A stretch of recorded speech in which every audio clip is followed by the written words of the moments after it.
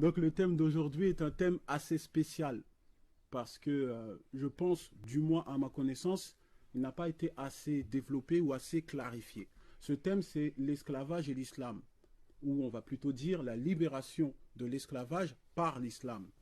C'est un sujet, je dirais, assez flou et à la fois assez épineux parce que il mérite d'être compris à la lumière des compréhensions de nos textes et de nos sources de manière très très précise. Alors, moi, je veux commencer par procéder à la définition même de l'esclavage. Qu'est-ce que l'esclavage?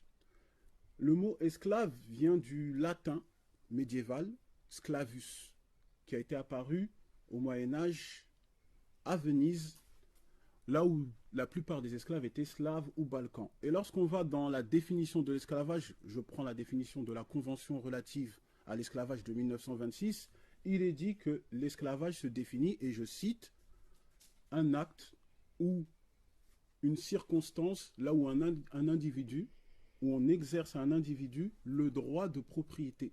C'est-à-dire que le maître a tout pouvoir, un pouvoir absolu sur l'esclave. Il est sa propriété. Et l'esclave n'a pas de droit, ou très peu. Et il n'est pas habilité à s'opposer aux ordres de son propriétaire. Et lorsqu'on reste encore dans la définition, par exemple, de traite de l'esclave, toujours selon la Convention relative à l'esclavage de 1926, la définition se trouve être tout acte de capture, d'acquisition ou de cession d'un individu en vue de le réduire à l'esclavage. Tout acte de cession pour vendre ou échanger un esclave acquis dans le but d'être vendu ou échangé. Et de manière générale même, c'est tout acte de commerce ou de transport sur un esclave.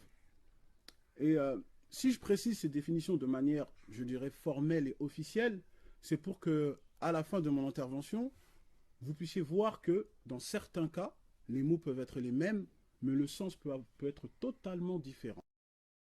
Alors, on va rentrer dans le vif du sujet.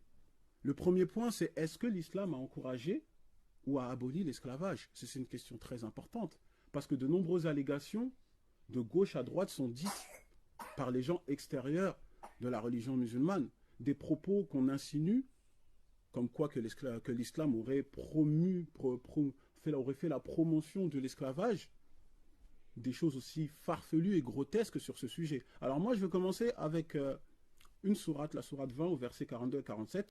Pars, toi et ton frère, avec mes prodiges, et ne négligez pas de m'invoquer.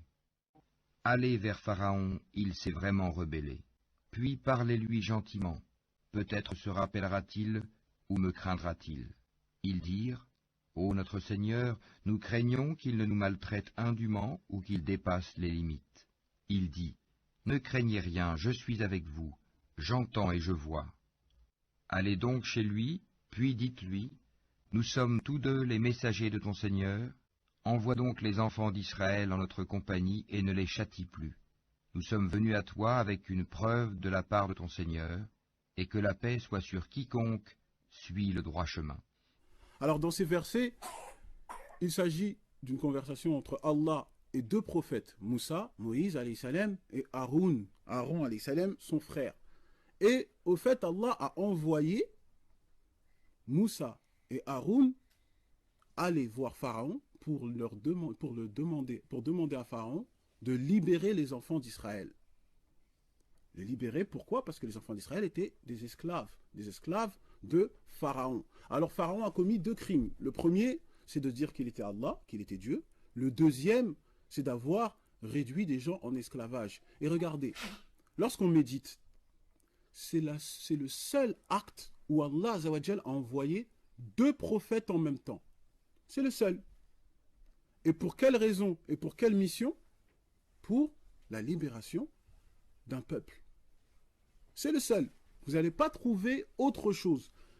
La seule fois Allah Azawajal a envoyé deux prophètes pour la même mission, c'est pour la libération de l'esclavage. Pour un peuple. Et ça, c'est tout à fait normal parce qu'Allah Azawajal nous dit dans le Coran, dans la sourate 56, verset 51, qu'il a créé les hommes et les djinns que pour qu'il adore. Et dans la sourate 31, verset 26, il dit qu'à lui, tout appartient, tout ce qui est dans les cieux et sur la terre lui appartient. Et comme le disent Les ulama, ils nous expliquent que tout ce qui existe appartient à Allah et que les êtres humains sont donc la propriété d'Allah. Et nous sommes tous les esclaves de Allah. Donc, par ce fait, Pharaon est à la tête de la mécréance. Non seulement il dit qu'il est Dieu, mais en plus il s'attribue une propriété qui est propre à Allah, en réduisant les gens à l'esclavage. Alors, juste ça, par ces versets, on voit qu'il y a déjà une interdiction formelle de réduire les gens en esclavage. Et si on doit pousser et ramener encore d'autres preuves selon la sunna, on peut prendre. C'est-à-dire qu'on doit ramener des éclaircissements. On doit dissiper ce brouillard de manière à voir de manière décisive que, effectivement, l'islam a aboli l'esclavage. Alors moi, je vais commencer tout simplement à vous dire que l'esclavage a existé en tout temps et en toutes circonstances. Et il a existé par le biais de trois sources. La première, c'est les razzias. C'est-à-dire que un peuple ou une civilisation vont faire une conquête à une autre civilisation, ils éradiquent tout et prennent les hommes ou les femmes comme esclaves. Et ça, par exemple, on peut prendre le monde occidental, c'est ce qu'ils ont fait pour l'Afrique, c'est ce qu'ils ont fait pour l'Amérique latine, c'est ce qu'ils ont fait pour l'Amérique du Nord, c'est ce qu'ils ont fait pour l'Océanie. En vérité, si on réfléchit, même c'est ce qu'ils ont fait pour les 4 coins du monde. Ça, c'est la razzia. Ensuite, il y a eu pour les marchés d'esclaves. C'est-à-dire que certaines personnes, leur situation de vie était tellement difficile qu'ils voulaient se vendre en tant qu'esclaves pour pouvoir avoir une situation de vie beaucoup plus favorable. D'autres étaient endettés, alors ils se sont vendus. C'est dans ce sens-là. Ensuite, il y a eu les prisonniers de guerre.